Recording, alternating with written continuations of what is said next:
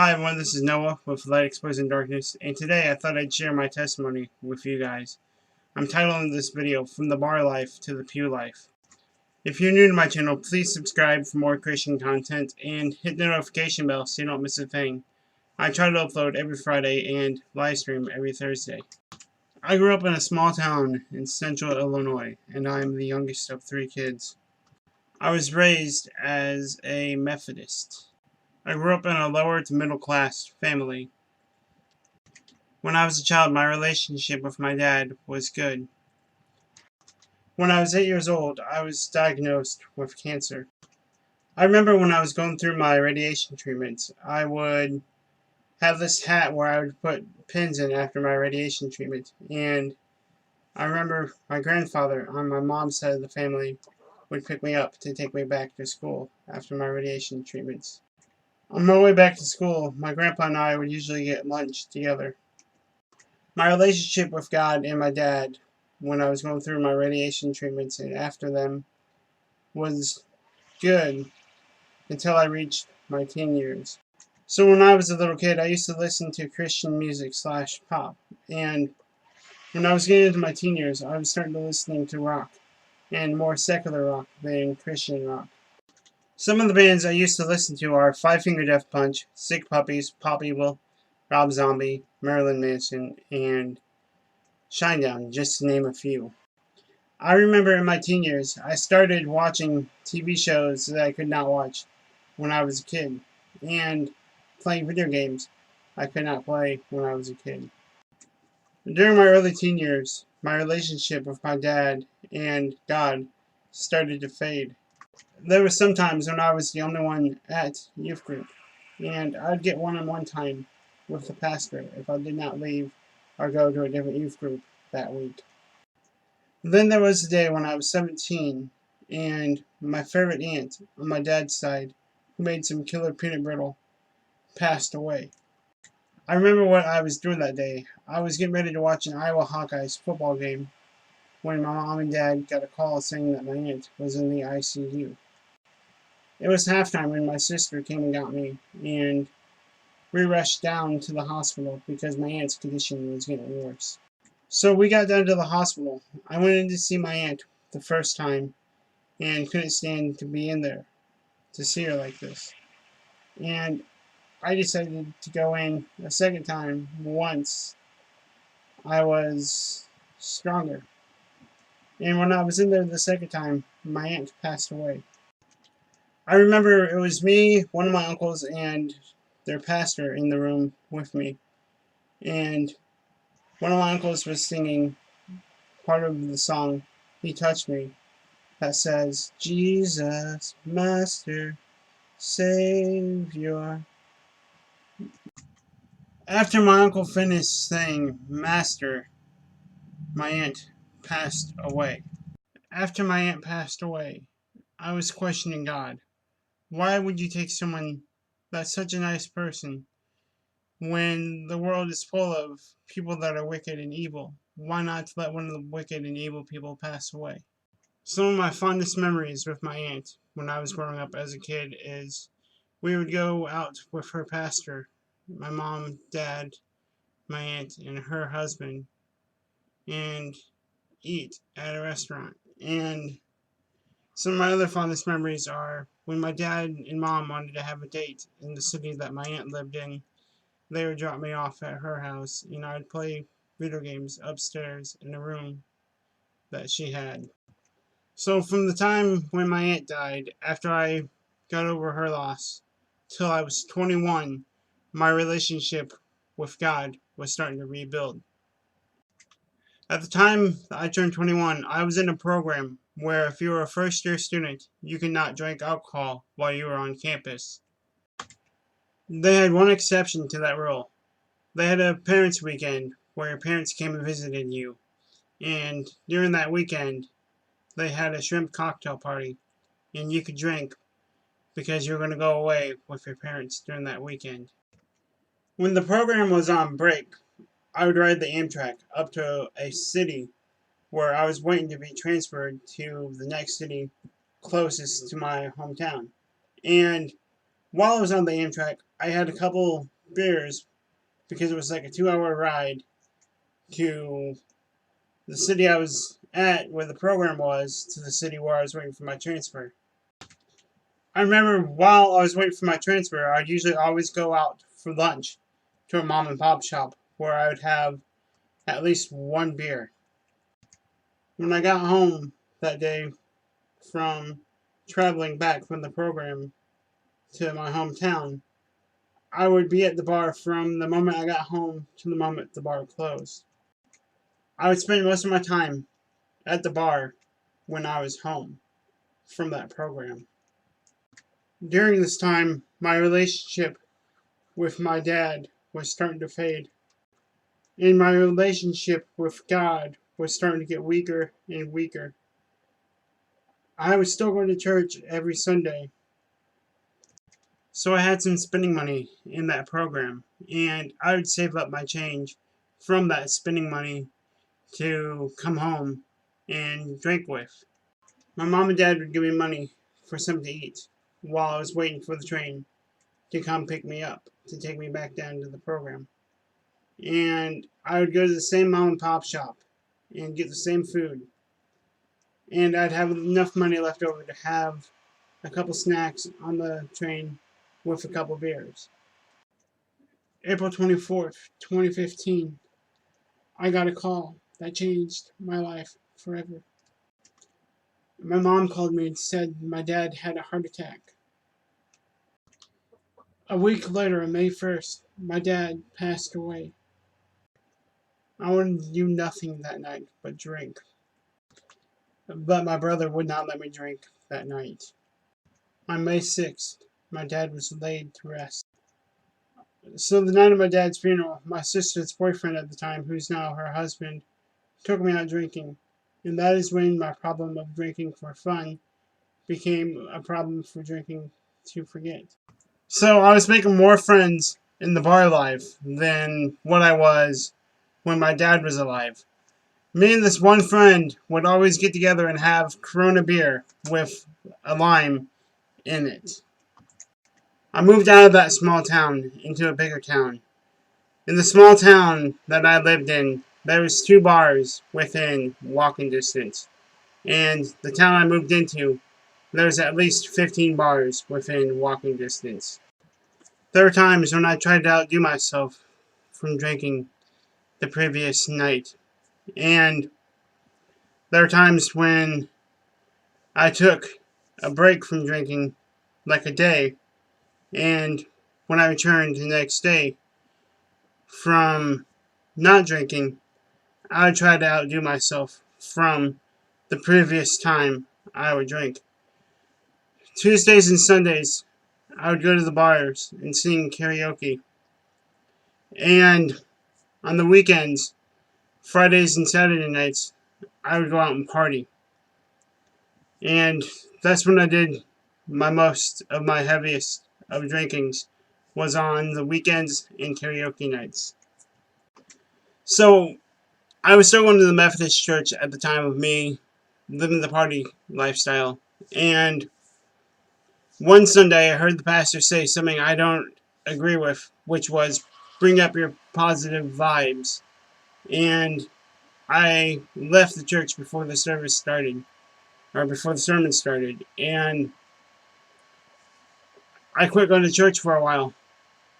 Then I decided, hey, there's a church right across the street. Why don't I go there? Because if I'm hungover from the night before, at least I don't have to walk across town. My church attendance was still kind of iffy because sometimes I'd wake up at 11 o'clock in the morning when the church service was over.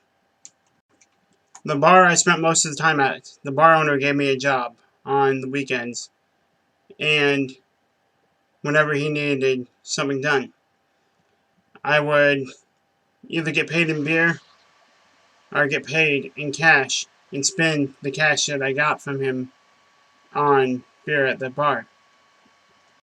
I had a friend who owned a bar and restaurant, and sometimes he'd have me work at the restaurant washing dishes. And after the restaurant closed, the bar would stay open till the close of bars. And I would sometimes spend the money that I got from the washing dishes at the bar. So this one time, I went to a small town where I went to high school, which was a 15-minute train ride away from the city I lived in. So it was about lunchtime, and I was walking to get some lunch at a bar and grill, and happened to run into one of my favorite teachers. I was not planning on getting very drunk that day. So I had my lunch, and I had a beer or two with my lunch, and on my way out of that bar and grill, I heard that one of my favorite teachers say, "Hey, I saw Noah," to a teacher I did not get along with very well in high school. She was taking a whole bunch of her students and showing them around the festival. And at that time, I'm like, she's with her students, so she can't come in here. So what I did was I turned around and went back into the bar and started drinking. So that festival was in the beginning of the month. And that day was so expensive for me with my drinking habits that I could not pay my rent. So it was just not beer I was spending money on. I was spending money on stupid stuff that I probably should not have bought. And that just goes to show, when you are drunk, that your mind is not straight. And that you buy random things or get something that you don't need. So when you're drunk, or that drunk, like I was that day, certain things and certain messages can come to your mind. And one Bible verse that comes to my mind with this is 1 Peter 5:8, which says, "Be sober, be vigilant, because your adversary, the devil, is as a roaring lion, walketh about, seeking whom he may devour." 1 Peter 5:8. There was this one time I visited my mom in the same small town that festival was in. So I visited her for a few hours, and it was time for me to go. And there was still a few hours left before my train came. I just happened to leave my wallet at the train station of the city I was living in. And at the time, my mom and I were sharing a dual bank account. So what I did, I borrowed my mom's card to our dual bank account. And I had a few hours to kill before my train came and took me home, back to the city I was living in. So I was visiting my mom from about 9 or 10 in the morning till about 12 or 1 o'clock in the afternoon. And I had a few hours to kill. So I went out to get lunch, and after lunch, I still had a few hours to kill in between waiting for my train and visiting my mom. So I thought to myself, what can I do? Then the thought came, go out and drink. So I'm like, there's nothing better to do but go out and drink. So I planned on drinking until about 1 or 2 hours before my train came. And so that's what I did. I get to the train station in that small town where I was staying at the time, waiting for my train, and the train's pulling up, and I'm talking to a friend, telling him I have to go. So I shouted bye to them, and the train conductor could hear me, and he asked if I was drinking, and I straight up told him no. So I get back to the train station and hear my name over the speaker, and I thought I was in trouble. So I get home, and I hear my name called on the speaker at the train station, and lo and behold, someone turned my wallet in at the main desk. The Bible says in Proverbs 20 verse 1, "Wine is a mocker, and beer a brawler. Whosoever is led astray by them is not wise."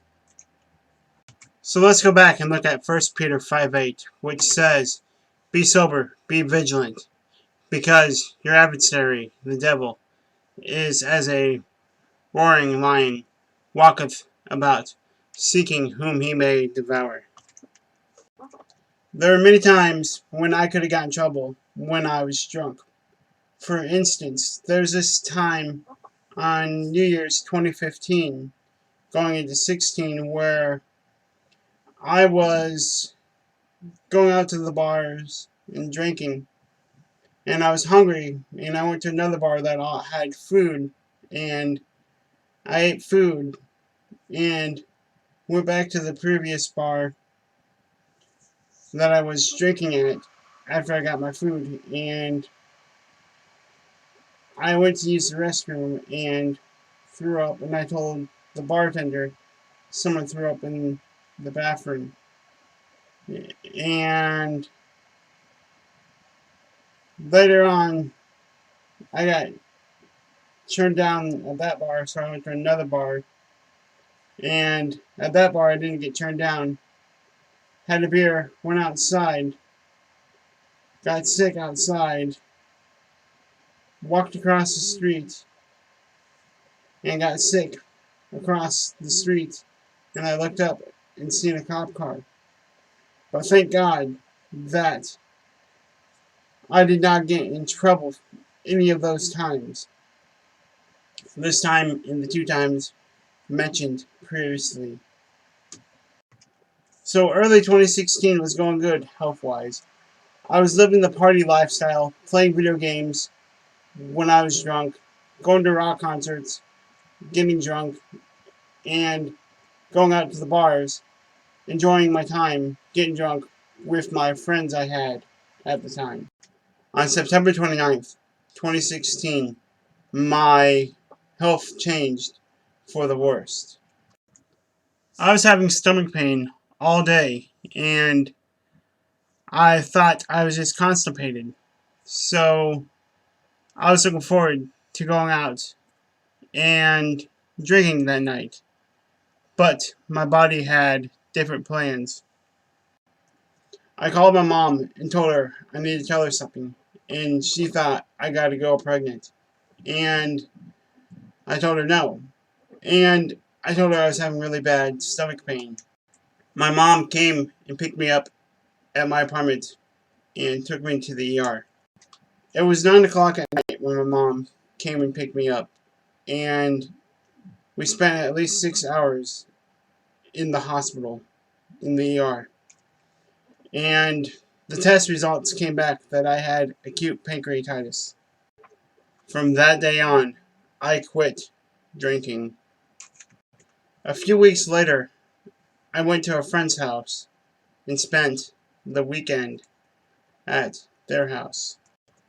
My friend, whose house I spent the weekend at, is a Seventh-day Adventist. At the time, I did not know what a Seventh-day Adventist was. So, when I came home from my friend's house, I found a local Seventh-day Adventist church in the city I lived in. I started attending the Seventh-day Adventist church in my city.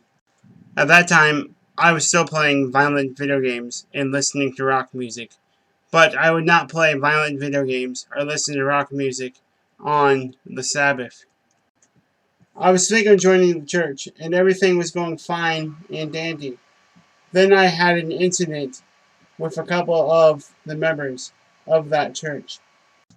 Those 2 members did not want me around them, so I decided to quit going to the church, which was a big mistake.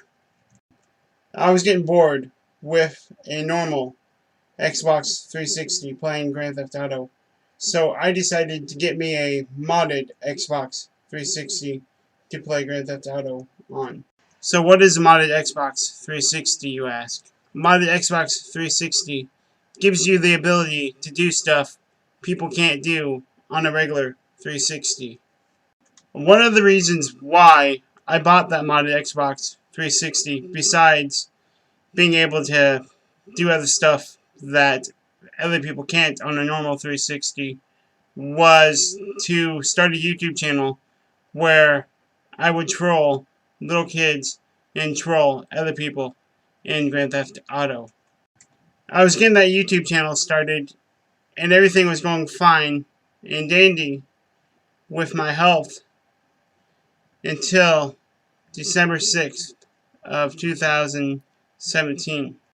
On December 6th of 2017, I was having really bad stomach pain issues. The apartment building I was living in at the time was having a community gathering, and I went up there to see if someone could call an ambulance for me. And the service coordinator asked if I was okay. I don't remember if I said anything, but I do remember I was standing on a back wall and started to slide down the wall. I remember getting into the ambulance and getting to the hospital in the city I lived in at the time. After being in the hospital, I was in a rehabilitation program where I had to relearn how to walk. I was in the hospital from December 6, 2017 to roughly February 4th, 2018. Why was I in the hospital, you might ask? Because I was having a really bad bout of pancreatitis. Never take for granted your ability to walk, because one day it could be gone.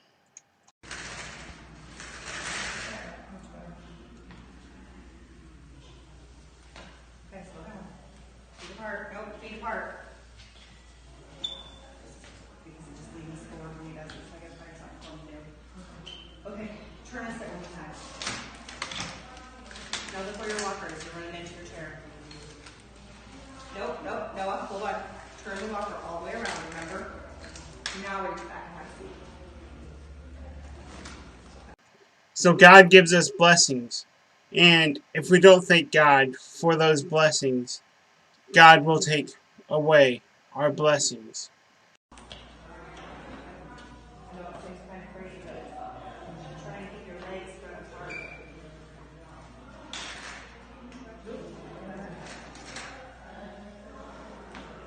Okay, slow down. Yes, slow down.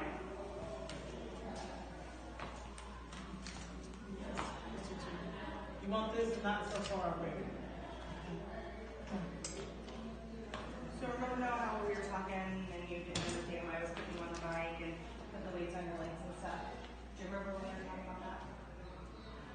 Your left leg is weaker. You can tell when you walk, you kind of drag and then cross it over.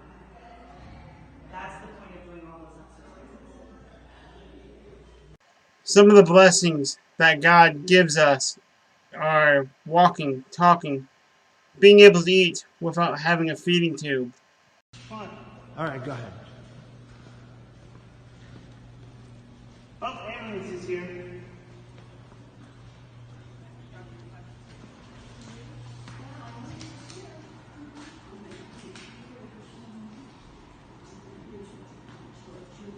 What, are you gonna send that to my mom? I can.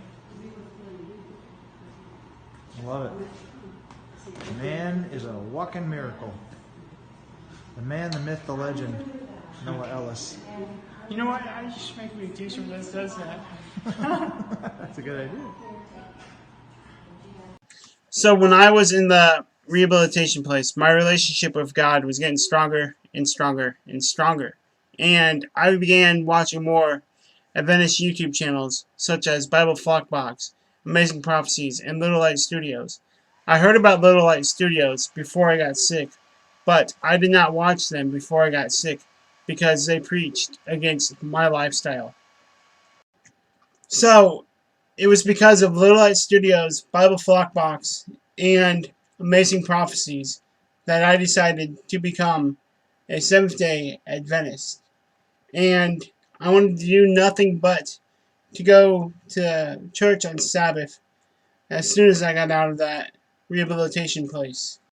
I started going to the Seventh-day Adventist church again, and I was still playing Grand Theft Auto on my PlayStation 3. And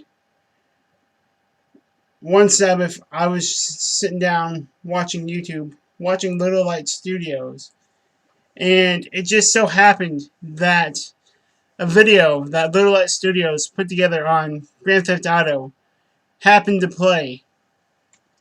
I felt convicted of playing Grand Theft Auto and other violent video games, claiming to be a Christian.